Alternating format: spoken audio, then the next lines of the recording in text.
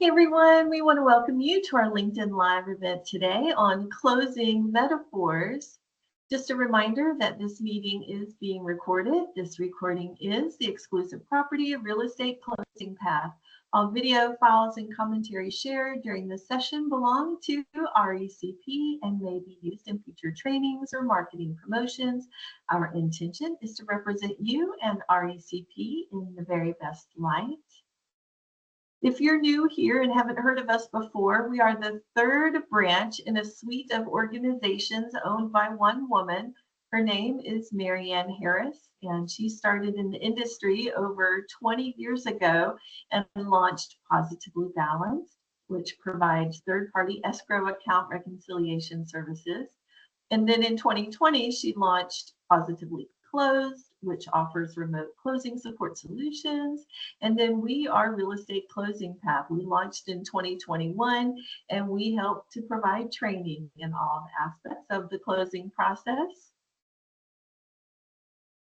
And again, we invite you to follow us on any of the social media platforms, wherever you like to network professionally. If you want to keep track of what's coming down the pike for Real Estate Closing Path, you can find us on YouTube, LinkedIn, Facebook, TikTok, and Instagram. Here you see a current list of the workshops that we offer. There are 9 unique topics. We can also customize curriculum to fit whatever your needs might be.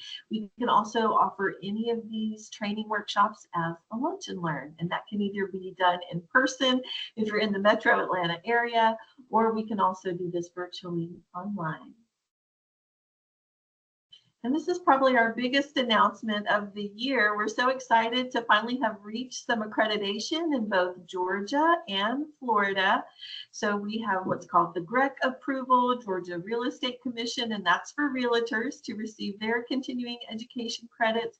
We're also approved by the Georgia Bar, the Florida Bar, and then what's called the Florida Department of Financial Services, or FLDFS, and that's for title agents. So we're super excited and proud that we've been able to accomplish that, and also look forward to expanding to some different states in the near future. I want to go ahead and introduce our team. Again, if you're new here, I am Janis. My role here is to be the Executive Director at Real Estate Closing Path. I actually have never been a closer. My background is in education, and I help to provide some structure around the curriculum development.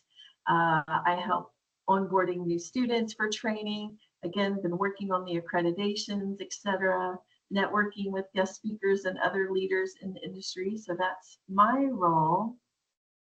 Our lead educator is Sandi Donaldson. She's been in the industry over 40 years and has been on different sides of the settlement process. She started on the mortgage side and then has worked in both large and small law firms, and just offers a lot of insight and ways that you can really excel in the industry and whatever your role may be. So always looking forward to what Sandi has to share. And then our moderator today, our assistant trainer and also head of marketing, is Pierre. She was actually one of our first graduates of the RECP program, and then she's worked in different organizations. She's been a pre-closer, closer, post-closer, so she has a unique insight of the closing process, and we're just excited to have her on board as part of our team. So our topic today is closing metaphors. And I think I really appreciated this the most when I was new. I like to say that I was Sandi's very first student in my background in education and not in real estate law whatsoever. And so I learned everything I know from her, and I was constantly asking her questions and, oh, is this a little bit like that? And just trying to really understand the nuances of the industry. And so over time, we really have come up with a database of different metaphors that we like to use in training that we think can help simplify the process, especially for those who are brand new to the industry. So the power of metaphor is that it helps to build a bridge between something you do know and something you don't know. So I'll use a quick example that doesn't have anything to do with closing for a minute. You know, if I said to you, oh, my best friend's life is a real Cinderella story. Well, right there, you don't know my best friend, but you do know the Cinderella story. And so you can make some instant assumptions and connections between, again, the person you don't know and then the story that's so familiar to everyone. So that really is the power of metaphor. It can just build that link of understanding almost instantly. So we have a handful that we plan to share today. We'll be talking about cars and wheels and football and jugglers and history and Social Security. So stay tuned to see how those metaphors might connect to the industry. We'll go ahead and start with the car analogy. This is probably our favorite and one that we use often in training. We say that we teach people how to drive, but each car is a little bit different. Sandy, can you explain how this connects with the closing world? Certainly. We try to teach every student that, when you go through driver's ed as a young person and you learn to drive, you're learning conceptually how it works. But when you get in your first car and you get in the car you drive now, you still have to figure out where are the lights, where's the radio, how do I put my seat back? And now with everything being on a screen, which thing do I touch to achieve what I'm trying to achieve? And closing software, settlement software is like that. They all produce the same result. We get from point A to point B, but which buttons we have to push to get there might be a little bit different. And it's the same if you're working with a different firm, a different attorney, or a different settlement agent. Each office has their own procedures, but generally the process is very, very similar. Yeah. That's so true. And again, if you know how to drive, you can learn to drive just about any car, but there's always going to be a little bit of a learning curve, right? So the fundamentals go a long way, but whenever you have a new hire in a specific office, there's always going to be a little bit of mentoring required to what those unique bells and whistles are. What are the unique protocols in each new place? So we hope that that's a good analogy. And again, we teach people to drive. Every car is just a little bit different. Another analogy that we like to use is one that involves a wheel. Again, with pre-closers, we like to say that they are that hub at the center of a wheel. They are the center of a lot of moving parts, and the spokes kind of represent all the different communications that are taking place at once. Sandy, would you share a little bit about what those different spokes might be for a pre-closer? Certainly, if you are the pre-closer, you're the one in communication with the realtors, with the buyers and sellers, and all of the outside vendors that we have to use, like your title examiner and that kind of thing, title insurance underwriters, your HOA, mortgage payoffs, lien payoffs, all of those communications are initially initiated and sustained with the pre-closer, and hopefully they're the ones that are going to be gathering, compiling that information, but they have to reach out to lots of different parties. There are a lot of moving parts. Yeah, absolutely. It's an important role, right? To kind of anchor, that position and make sure everything is rolling along smoothly. Definitely. A new slide here. This was just a really amazing coincidence that kind of happened recently. This is Hoyt Mann, who's the president of Alana AI, which is a new AI software in the industry that's helping with file opening and some of the basics of the whole pre-closing process. And when we met, I was just fascinated that of all things in the background here of his, frame was this wheel with the clock. It's a clock with the hub there in the center. And I shared with him our analogy, and he just thought it was wonderful and just a really cool coincidence that that's literally what their software is doing. And then that's one of our reference points to help people understand what pre-closers are having to manage and keep the ball rolling and keep the momentum going as they head towards the closing table. So really appreciate Hoytman and his support and his encouragement here in the process. So we're getting closer here. 'Tis the season of football and all the fun that goes along with that. So we actually do have a football analogy as well. Pre-closers are also a little bit like a quarterback in that they're the first one to catch the snap of the ball, or they're the first one to kind of open that file and see what's going on, see the big picture, what needs to happen next, what's going to be that next phone call, or where should the ball be launched. Do you have any insight here, Sandi? Well, I would just say that, yes, the pre-closer is the first one.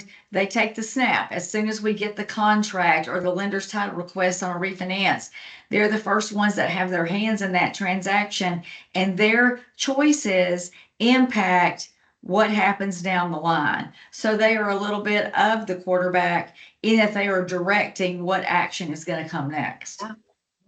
Again, just like on the field and in the office, an important role. And that's really what we want people to understand, that it may seem simple at first, but definitely important to keep everything rolling smoothly.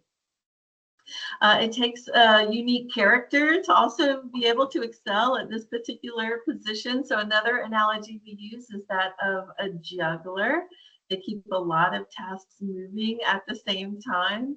Sandi, do you want to mention this one? Well, again, lots of moving parts. And so it's kind of a job to keep all the plates spinning, keep everything, all the balls in the air. And it requires some discipline and organization. And so, yes, a big part of a pre-closer's job is triage, and they have to determine what is the most important thing, but yet I've got to keep all these plates spinning while I'm worried about this, or otherwise this is going to fall to the ground and it's going to become a crisis. So they are moving all the time. Right. I mean, and just like with the juggler, I'm always impressed when I can see someone do it and do it really well. Mm-hmm. And I think the same when a transaction unfolds with that level of finesse, it's because a lot of thoughtfulness and professionalism and attention to detail has just gone into making it happen so smoothly. So again, just another level of really giving some appreciation and credit to those who manage what can be a really challenging task for sure. Another metaphor that we like to use is that the whole closing process can feel like a three-ring circus. Just if you can see in the picture here, different activities are going on in each ring, and yet they all serve a very unique and different purpose here. Sandi, what's your experience with this one?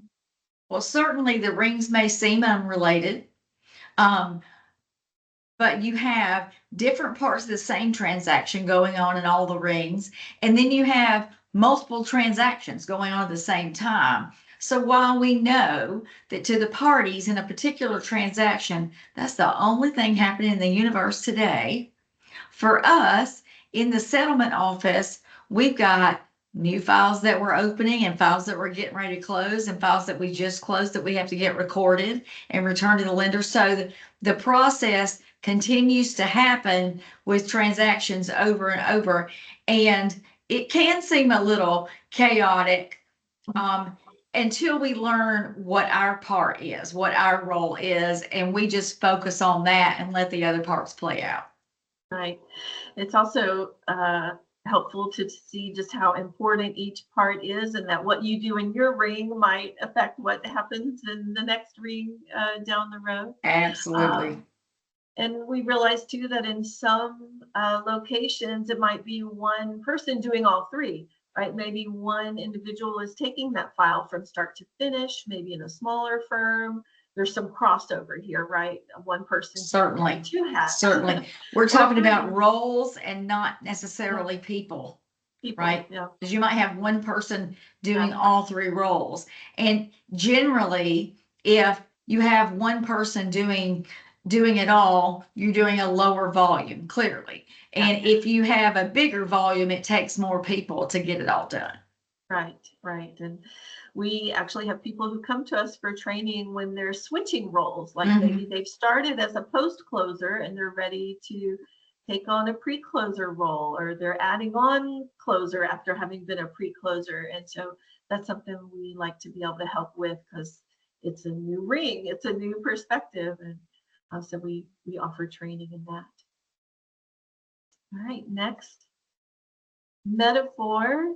The title of a property is like a history book. How so, Sandy? Well, basically, it gives us the ownership. When we order a title search, it gives us the ownership history of the property. And it is really interesting because you can read through the successive deeds and see when somebody bought it. Oh, wait, they got a divorce and took the wife off. Oh, wait, now there's another person on title. Oh, wait, now there's their mom on title. And I always tell everybody, much like you hear of people stalking people on social media. When I first connected with my husband, he gave me a tale about where he had lived and this and that. And so I looked him up in the deed index to see if he indeed owned property where he told me he owned property. And he did. But it's interesting to see what we can learn. Sometimes it can be like a soap opera, learning about the property. So each transfer of ownership, each encumbrance, new mortgage, oh, they paid that mortgage off and they refinanced, or they had a tax lien and they got paid off, or those kind of things. We can learn a lot about what's going on with the history of the property with regard to title. And interestingly, also, we had a title curative tell us one time, which was very helpful to me, that when we're talking about the title to a property, we're talking about the dirt. We're not talking about anything above the dirt. We're not talking about the structure or the utilities or anything like that. We're talking about the land itself. And that was very helpful to me to kind of compartmentalize what it was all about. Right. Because the structure could change, a house could be torn down, right. Additions can be added. So another good reminder. Yeah, really interesting to understand it, the history. And how far back do most searches go, Sadie? If it's a refinance, a limited search is usually done back to when our current owner acquired the property. If it's a full search, they can go back 50 years. Yeah. So, and sometimes even more. You know, we took a little field trip to our local courthouse, and one of the examiners that was in there pulled a deed and showed us a deed from 1838 when Georgia and Alabama were redrawing the state lines, and Alabama deeded a little strip of property from the top of the state to the bottom, north to south, to Georgia. A certain, it was like 500 feet or something inside. So Georgia got bigger and Alabama got skinnier. That was really interesting, though, to look at a deed that was that old. So interesting to see, yeah, how things have changed and how far we've come and what's new. And yeah. All right, next slide. So another analogy that we use, that the PIN of a property is like a social security number. Tell us a little bit about this, Sandy. Well, each property has a parcel identification number, which is part of the legal description. And that is the thing that best identifies the property. It's what the county tax commissioner uses for tax purposes. Street addresses can change. I've lived in a neighborhood where our street numbers were 1, 2, 3, 4, 5, 6. And then the county decided they wanted odds on one side and evens on the other. And so now we've got 1, 3, 5, 7. So our street number changes, street names can change. You know, lots of towns used to have a Washington Avenue and it became Main Street. And never in my life we do a lot of road trips. I've never been in a city yet that didn't have an MLK Junior Drive, which that street was named something else before the 60s. So we know that's the case. So street numbers can change. A legal description and a parcel ID number is not going to change unless the parcel is further subdivided. If I own 100 acres and I'm going to deed you 10, now we're creating 2 new parcels. But as long as there is no subdivision, that parcel ID will not change. So it's good for us to be able to identify specifically when we record a deed, we record a legal description with the pen so that we are certain we are recording the title transfer and the security instrument against the correct property.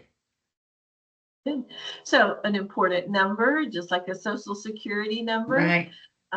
something that, is connected legally with the state or county, however that's being recorded. And again, for someone who's brand new to the industry, that might help them to make the jump again, or the understanding in their mind between something they do know, the social security number, and then something they don't know. Most people have no clue unless you're in the industry that properties have this unique PIN number. So, all right, and our last example today, this one really isn't a metaphor, but it's just another teaching device that we'll use from time to time, what's called a mnemonic device.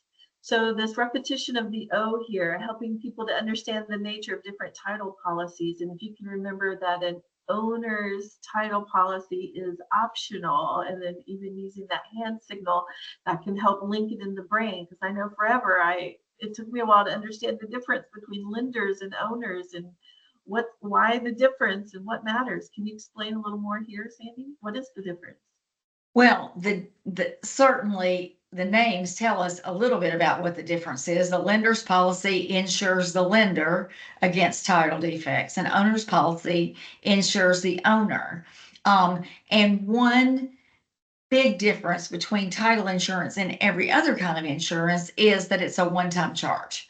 Every other insurance we have to renew, but unless we refinance and pay off the loan, we don't change our lender's policy. And see, you can even get mixed up when you know. And then our owner's policy, as long as I own the property, my owner's policy that I bought when I bought my house in 2006 is still covering me. So the owner's policy covers the owner. And, also unlike other forms of insurance, which insure us against events that might happen in the future. I might get sick, I might have a car accident, my house might burn down. But a title policy insures us largely against events that have already happened, we just don't know about them. So right. It's helpful to remember. And when we're talking so much, if you're not familiar at all with title, and we start talking about title insurance, there's so many things to remember, but this is a way to help us remember the difference in owners and lenders. Good distinction. My understanding too is that a lot of settlement agents might require a customer to sign a form, acknowledging if they choose to decline the owner's policy, that it's an important one that even though we say it's optional, it's still really highly recommended. True. It's a good idea, and we could have a whole workshop about why owner's policy is a good idea. And, I have an owner's policy and I've been in the business 40 years. I didn't decline it because I want it. I want that protection. So yes, there is a waiver that many settlement agents have them sign that says I was offered owner's title and declined. And then if there's any claim ever in the future, they can't come back and hold the settlement agent responsible for not offering them owner's title insurance. Right. It's an important decision that clients have to make kind of on the spot, and so many don't understand the nuances of title insurance in the industry. Again, unless you're a part of the industry or you've never bought a house before, some people just don't fully understand the unique differences. So anything we can do to help attorneys or staff or paralegals, whoever is in that seat, to help educate the person that's right in front of them. Anything we can do to help that process to be smoother, easier, better, that's our goal in training for sure. Any questions at this point? We do have a few minutes left in our time today. We're happy to address anything, or if you have a metaphor that you've used in training, maybe something that you've heard before, we would love to hear that. I'll tell you what, I'll continue here to wrap up. If we get any questions, we'll be happy to address those. If you were late to the session today, I do just want to remind you that you can follow us on any of the various social media channels. We're here on LinkedIn, YouTube, Facebook, TikTok, Instagram at Real Estate Closing Path. And again, a reminder of the different trainings and workshops that we offer where you could be in the room with Sandi and hear all that she needs to know. So much of training in the past has just been done by, osmosis, or someone just has to sit and shadow someone for a season. And while there can be a place for that, we really hope that providing some structured, in-depth, often hands-on training will be helpful. And again, if we can ever assist, please reach out at Real Estate Closing Path. You are so welcome. Thank you for being here, Denise. I see your comment. And just a heads up that we'll run another LinkedIn Live event next month, and the topic will be Know Your Lingo. There's so many acronyms and specific vocabulary to know in this industry. And so we'll hope you'll join us for that one. And so until then, have a great week, a great month, and we'll see you again soon. Thanks, everyone. Take care. Bye-bye.